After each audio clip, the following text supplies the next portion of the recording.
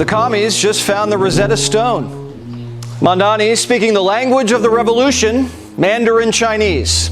And just like the chairman, he's sending in the Red Guards to purge the productive class.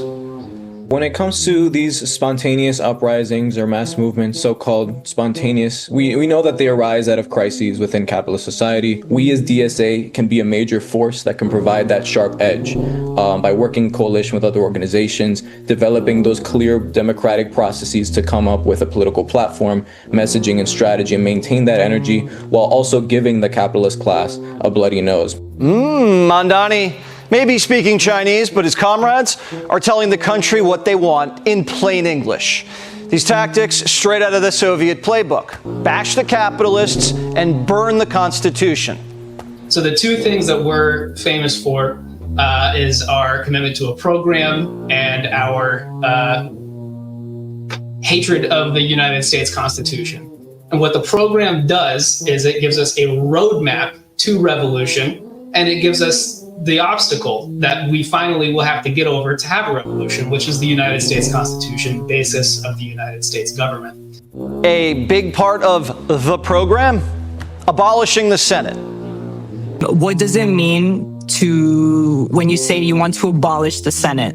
We ultimately want to replace the two-party system with a multi-party democracy, something like a parliamentary system that exists in many other countries. So abolishing the Senate is not something we could snap our fingers and do next year or in a few years, but we want to expand democracy so that we have a much more representative, something like the House of Representatives. No Senate means no checks and balances. That was a mechanism designed by the framers to restrain the power of a tyrannical government. No one's going to go for this, right? Wrong. We just got to look at the books. The Democratic Socialists of America have gone from 5,000 members to over 130,000 members in just 15 years. You could call it the fastest growing political movement since MAGA. Now, MAGA dwarfs it in size, but they've captured the nation's attention and captured a bunch of nominations. Now, Hips, he's trying to have it both ways. I don't agree with anything they stand for, but they're welcomed into my party. Would Hips say that about Republicans? No. The reason is because he's scared. A new CBS poll of Democrats, socialism is 2 times more popular than capitalism. The so-called leader of Democrats in Congress has completely lost control of his agenda. Wrong answer, Hips. This is a Republican dream come true. The communists are going to force a vote on the House floor for government-run health care. Everyone's going to go on the record. Be my guest. A couple years ago, no Democrat, maybe besides Bernie, would raise their hand, aye, for that. Now taking away your doctor's hot. And if you're not for it, the mob's going to nail your hide to the wall. Do the Democrats have the grit to fight Trump and fight a communist insurrection? Well, right now, the only soldiers we're seeing are Fetterman and some old-timers. Democrats said don't invite your MAGA uncle over for Thanksgiving. Remember?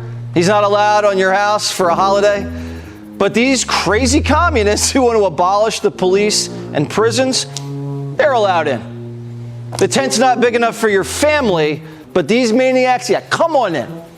What did Maxine Waters say? No relation? Get in their face when you see them in the street, talking about us. Run them out of restaurants, they said. Don't date them. But the commies who are calling for a bloody revolution, literally, they could do business with those guys. We hate the Constitution, and we want to punch you in the face. These people are like just a nicer version of ISIS. They're saying, don't work. The government will take over everything and just give you free stuff. Free breast implants for illegals? Why not? Free apartment? You got it. Smoke the teeth out of your head with meth? Free dentures. So why is abolishing the system and living cradle to the grave off the government's teat appealing?